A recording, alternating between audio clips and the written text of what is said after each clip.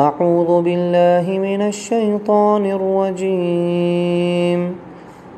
بسم الله الرحمن الرحيم. يا أيها الذين آمنوا كتب عليكم الصيام كما كتب على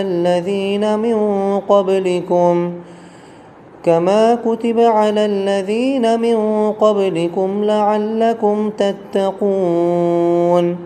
أياما معدودات. فمن كان منكم مريضا أو على سفر فعدة من أيام أخر. وعلى الذين يطيقونه فدية طعام مسكين.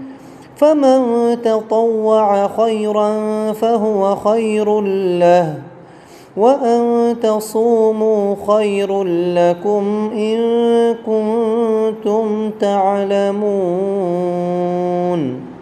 صدق الله العظيم.